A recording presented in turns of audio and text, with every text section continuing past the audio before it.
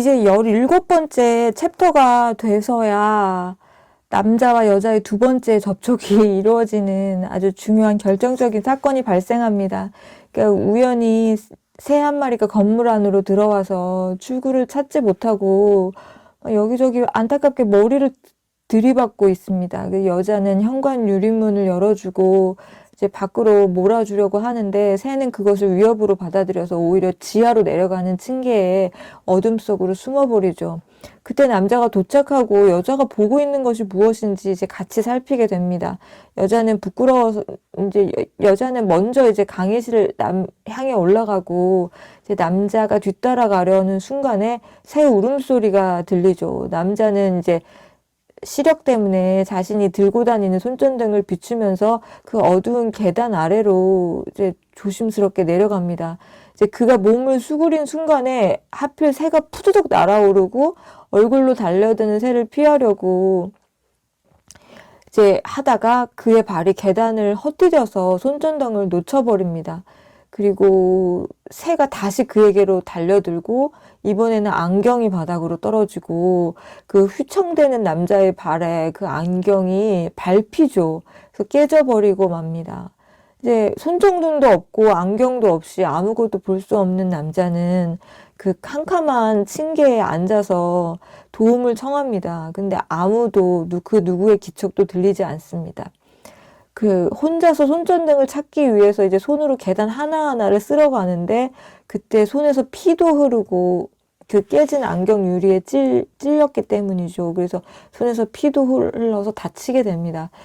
근데 다행히도 잠시 후에 여자의 구두 소리가 들리는 거예요. 이 남자는 아직도 여자가 소리를 듣지 못한다고 믿고 있기 때문에 그 철로 된 난간을 막 세게 두드려서 그 진동을이라도 알리려고 막 미친 듯이 그 두드리게 되죠. 하지만 여자는 이제 그 남자가 공경에 처했다는 걸 알고 다가와서 남자를 일으켜 줍니다. 그 남자는 여자가 자신의 말을 들을 수 있다는 걸 알게 돼요. 그리고 안도의 기쁨을 느끼죠. 이제 그는 그녀한테 의지해서 그날 병원에 가서 치료를 받고 안경점으로 가서 안경을 맞춘 다음에 함께 자신의 집까지 오게 됩니다. 원룸인데 그 자기의 집까지 오게 됩니다. 그 여자는 남자의 그 다치지 않은 왼손 손바닥을 이렇게 끌어와서 자신의 그 떨리는 검지손가락으로 글씨를 써서 간단한 대화를 이제 나누게 되죠. 이제 19번째 챕터 어둠 속의 대화라고 있는 그 챕터가 나오는데 이 챕터가 이 소설의 핵심 주제를 보여주는 것 같아요. 그 굉장히 이 살면서 계속해서 떠오를 것 같은 매우 아름다운 장면이라고 저는 생각합니다. 그 남자의 원룸에 도착한 두 사람이 멀리 떨어져 앉아서 대화를 시작하게 되는 거예요. 여자는 말을 할 수 없으니까 남자 혼자서 하는 말을 들을 뿐이고 남자는 앞을 볼 수 없으니까 여자가 자신의 말을 듣고 있다고 상상할 뿐인 거죠. 그런 상태에서 이제 남자는 자신의 어머니에 대한 이야기를 합니다. 남자의 말을 듣고 여자도 자신의 어머니를 떠올립니다. 남자는 여동생에 대해서도 이야기합니다. 여자는 남자의 얼굴을 보죠. 그리고 혈육들을 추억하는 것을 행복해하고 있구나 이렇게 느낍니다. 그러고 이야기를 하던 남자가 여자에게 듣고 있나요? 라고 물으면 여자는 그 남자가 불안해하지 않도록 발과 무릎을 움직여서 기척을 내줍니다. 그러면은 또 남자는 외국 생활에서 느꼈던 어떤 그 인종적 시선, 인종차별, 혐오와 멸시의 눈빛들 이런 거에 대해서도 솔직하게 다 이야기합니다. 그리고 자신이 한국으로 돌아왔는데도 비슷한 독일에서 느꼈던 것과 비슷한 같은 고독감을 느꼈다. 이런 것들도 고백을 합니다. 그의 침묵이 길어지면은 그녀는 또 의자 팔걸이도 쓸고 자기 머리도 만지고 조금씩 자기 몸을 움직여서 내가 여기서 당신 말을 듣고 있다. 이런 것을 기척을 내줍니다. 그러면 다시 또 그의 독백이 이어집니다. 저는 이런 과정들이 너무 아름다웠던 것 같아요. 그러니까 이런 게 대화인 것 같아요. 이런 게 진정한 대화잖아요. 그쵸?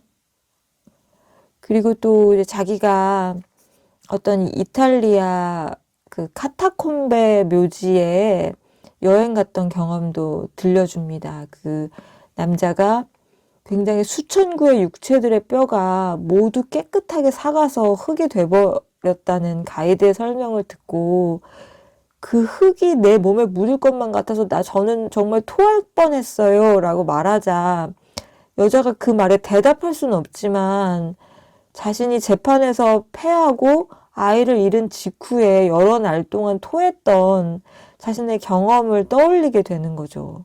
그러니까 이렇게 남자의 기억에 여자의 기억이, 남자의 슬픔에 여자의 슬픔이, 남자의 고통에 여자의 고통이 이렇게 더 씌워지면서 계속 대화가 이루어지고 있는 것 같이 저는 느껴졌어요.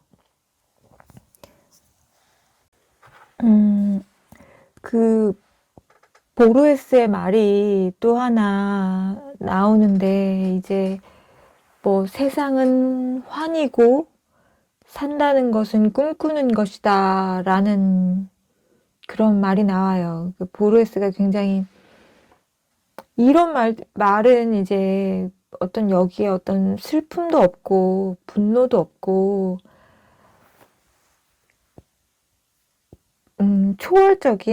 초월적인 그런 느낌을 주는 말이잖아요. 그런데 남자는 이 말을 머리로는 이제 이해할 수 있지만 아직 받아들일 수가 없는 거예요.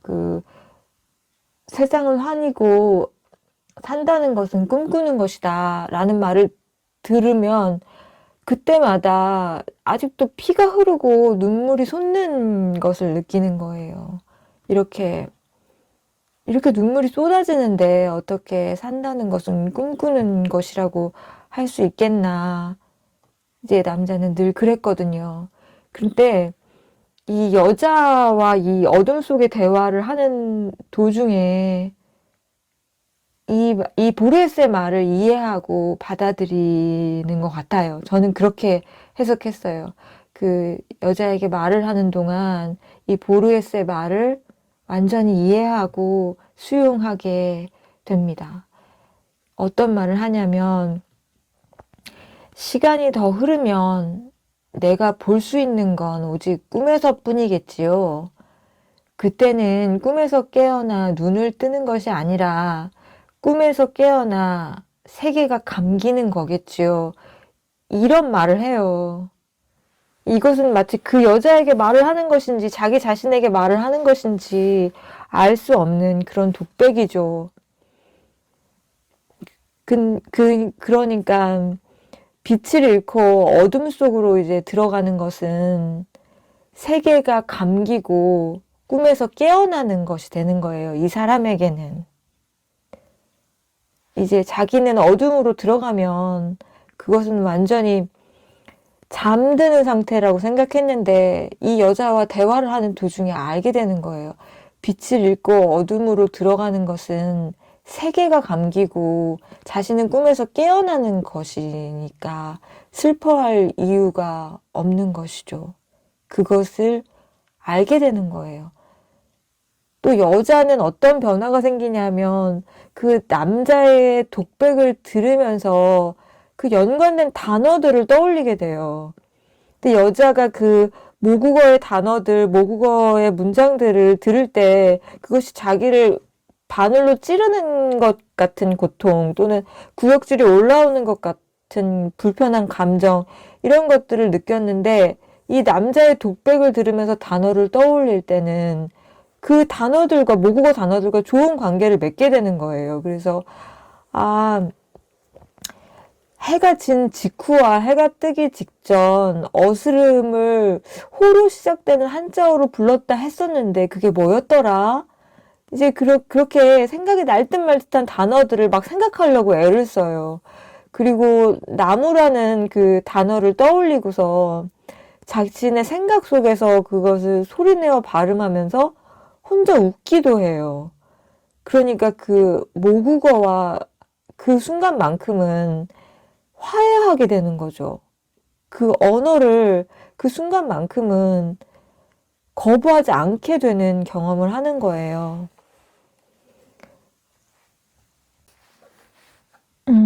그러니까 남자가 말하는 동안 여자는 보게 됩니다. 그 선과 점들 속에 해독해야 할 부호나 상형 문자 같은 것이 숨겨져 있는 것처럼 그의 얼굴을 뚫어지게 바라봅니다. 그러니까 만약에 남자가 볼 수 있는 사람이었다면 타인의 얼굴을 그렇게 뚫어지게 바라보기가 어렵겠죠. 편안한 마음으로 뚫어지게 마치 어떤 부호나 상형 문자 같은 것을 그 찾아내야 되는 사람처럼 그렇게 편안하게 오랫동안 지속적으로 바라볼 수 없겠죠. 근데 여자는 이제 남자가 말하는 동안 그 남자의 얼굴을 뚫어지게 바라보는 거죠. 근데 남자는 여자에게 물어요. 중간에 히라버는 왜 배우는 건가요? 라고 묻죠. 그러면 여자는 이제 대답할 수 없으니까 자신을 바라봐요. 자신의 왼쪽 손목에 있는 그 오래전 흉터를 보면서 혼자 생각 속에 대답을 하게 되는 거죠. 안 좋은 일을 시도했던 것 같아요. 그쵸? 그래서, 스스로에게 그 대답합니다. 기억하지 않을 것이다. 기억해야 한다면 어떤 감정도 느끼지 않을 것이다. 마침내 어떤 감정도 없이 타인을 기억하듯 그날의 자신을 기억한다. 그러니까 이거로 이제 히라보는 왜 배우는 건가요? 라는 남자의 질문에 여자는 이런 대답을 해요. 그러니까 제가 생각할 때는 히라보는 죽은 언어잖아요. 그러니까 그 죽은 언어가 남자에게 어떤 고요하고 안전한 방이 돼준 것처럼 여자에게도 그 자신의 굉장히 아픈 경험, 아픈 기억을 타인의 그것처럼 기억하게 해주는 힘을 이 히라보가 주는 것 같아요. 왜냐면 히라보는 죽은 언어이고 그리고 또 가장 아름다운 상태에서 정지해버린 언어니까 그것이 이 여자에게 안전한 방법이 된 것 같습니다. 그래서 남자가 다시 묻죠. 듣고 있나요? 라고 다시 물어요. 그리고 자신이 미안해요. 이렇게 혼자 오래 말해본 건 처음입니다. 라고 말하죠. 그리고 그녀에게로 다가와서 허리를 수그리고 다시 왼손을 그녀 쪽으로 내밉니다. 그리고 지금 택시를 부를까요? 이렇게 물어보죠. 근데 그녀는 그가 내민 손을 왼손으로 받친 다음에 검지손가락으로 그의 손바닥 위에 씁니다. 아니요. 첫 버스를 타고 갈게요. 이렇게 쓰죠. 그러니까 그 밤을 둘이 어둠 속에서 이제 보내게 되는 거죠. 이제 이게 이 시간이 지나고 저는 이제 처음에 말한 보르헤스의 문장으로 다시 돌아갔어요. 우리 사이에 칼이 있었네. 그 여자와 남자 사이에도 이 어둠 속의 대화가 진행될 때 여자와 남자 사이에도 칼이 있었습니다. 그 남자는 여자를 보지 못하고 여자는 남자에게 말할 수 없었죠. 두 사람 사이 무언가가 오고 간다는 것이 애초에 불가능한 것처럼 보여요. 단절되어 있는 거죠. 하지만 이제 볼 수 없는 사람은 홀로 말을 계속합니다. 자신에 대해서, 자신이 느끼고 생각한 것에 대해서 편안하게 모두 말하죠. 이게 말할 수 없는 사람은 보죠. 여자는 봅니다. 말하는 이의 표정을 보고, 말하는 이의 오래된 흉터를 보고, 슬픔과 고통을 봅니다. 볼 수 없는 사람은 상대를 볼 수 없기 때문에 자신의 소리를 듣게 되는 거예요.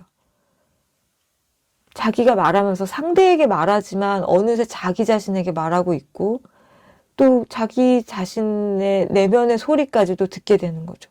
말할 수 없는 사람은 내 뜻을 전달할 수가 없기 때문에, 애초에 내 뜻을 그 상대에게 전할 수 없기 때문에 자신의 내면을 자꾸 들여다보게 되는 거예요. 나의 기억, 나의 감정, 나의 경험, 이런 것들을 자꾸 보게 되는 거죠. 집중해서. 그 대화가 끝나도 두 사람 사이에는 여전히 서로에 대해 아무것도 몰라요. 잘 몰라요. 하지만 두 사람은 이전과는 완전히 달라져 있죠. 둘 사이에 놓여있는 칼이 완벽한 대화를 만들어준 것이라고 저는 생각합니다. 그래서 칼은 꼭 나쁜 단절, 그런 게 아니에요. 서로 이해를 못하는 소통의 단절, 이런 게 아닌 것 같아요. 그 칼이 완벽한 대화를 만들어주는 것 같아요. 새벽에 눈을 뜬 남자는 여자가 떠났다는 걸 알게 됩니다. 그는 여자가 개켜놓고 간 이불 위에 누워요. 그래서 그 왼쪽 손바닥을 간지럽히며 지나가던 그녀의 글씨, 그런 것들을 느낍니다. 그는 꿈을 꾸죠. 앞이 안 보이는 남자가 여자에게 그렇게 오래 침묵하지 말라고, 어디 있냐고, 손을 잡아달라고 그 떨리는 목소리로 외치는 그런 꿈을 꿔요. 그런데 여자의 손은 아무래도 잡히지가 않죠. 꿈속에서 남자는 어린애처럼 서럽게 펑펑 웁니다. 근데 그때 그 현관문이, 잠기지 않은 현관문이 천천히 열립니다. 그리고 여자가 다가와서 그의 왼손을 잡습니다. 그리고 다시 그의 손바닥에 글을 쓰죠. 안경점이 문을 열 시간이에요. 이렇게 씁니다. 자기가 갔다 오겠다고. 얼마나 그 순간에 그 남자가 기뻤을지 저는 상상이 안 돼요. 정말 좋았을 것 같아요. 너무 좋았을 것 같아요, 저는. 그래서 그 남자는 몸을 일으켜서 그녀의 어깨를 안아요. 그리고 그녀의 얼굴에서 가장 부드러운 곳을 찾죠. 눈을 감은 채 뺨으로 더듬어서 그녀의 입술을 찾습니다. 그리고 눈을 뜨지 않은 채 입을 맞추죠. 너무 아름다운 것 같아요. 그러니까 이 일 있고 뭐 그 뒤로 어떤 것들이 큰 변화가 생기지 않더라도 이 자체만으로도 아름다운 것 같아요. 이제 이 대화가 있은 다음부터는 그 여자의 침묵과 남자의 암흑이 더 이상 어떤 슬프고 고통스러운 일이 아닌 거가 된 것 같아요. 그러니까 히러버는 죽은 언어이고 그렇지만 정지해 있죠. 정지해 있죠. 히러버는 발전하지 않고 그냥 정지해 있는 죽은 상태의 언어이지만 그 히러버는 아름다움에 멈춰 있죠. 그리고 안전하고 고요하죠. 누군가를 지켜줄 수 있을 것 같은 힘이 있잖아요. 그러니까 그 여자가 설령 그 침묵 안에 있고 남자가 암흑 속으로 간다 해도 그것은 히라버의 시간처럼 안전하고 고요하고 그래서 아름다울 수가 있는 거죠. 그래서 제가 이 소설을 다 읽고 난 다음에 생각해 본 게 있어요. 그 누군가와 우리가 너무 대화가 되지 않아서 답답하고 힘들 때는 말을 하려고 하지 마시고 한번 침묵해 보세요. 그리고 여자처럼 상대를 바라보기만 하는 거예요. 말을 하지 못하는 사람처럼, 말을 잃은 사람처럼 침묵하면서 상대를 바라보기만 하는 거예요. 그러면 둘 사이에 칼이 생기고 오히려 그것이 나 자신을 이해하고 상대를 더 깊이 이해하게 만들어 줄 겁니다. 그리고 상대가 말하는 것을 거부할 때도 있잖아요. 상대가 나와 말하는 것을 거부하고 침묵할 때는 남자처럼 눈을 감고 편안하게 내 모든 얘기를 다 해보는 거예요. 상대가 내 말을 듣고 있을 거라고 상상하면서 그냥 눈치 보지 않고 그냥 편안하게 하는 거예요. 그럼 역시 그 둘 사이에 칼이 생기고 오히려 그 칼이 두 사람을 연결해 줄 거라고 생각합니다. 이제 히라보 시간, 한강의 히라보 시간. 여러분도 꼭 읽어보세요. 한 번 읽고 나면 두 번, 세 번 읽게 되실 거예요. 안녕.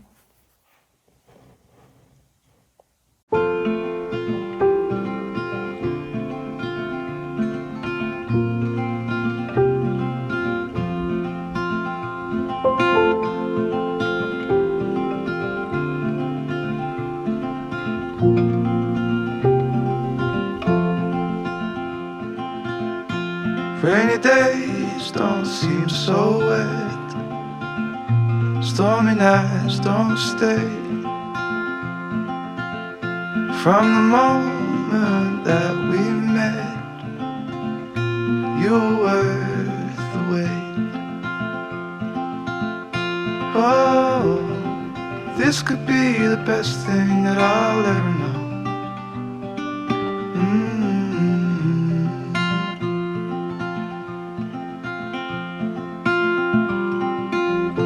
Talk for hours, I never slept. Two silhouettes on the concrete steps.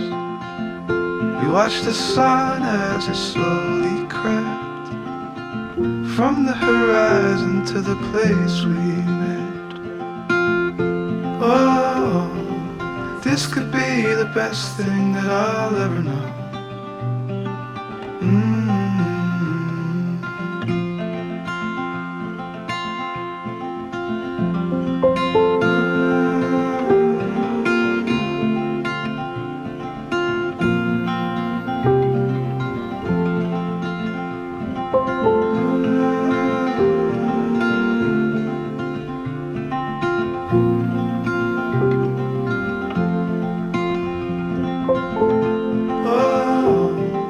This could be the best thing that I'll ever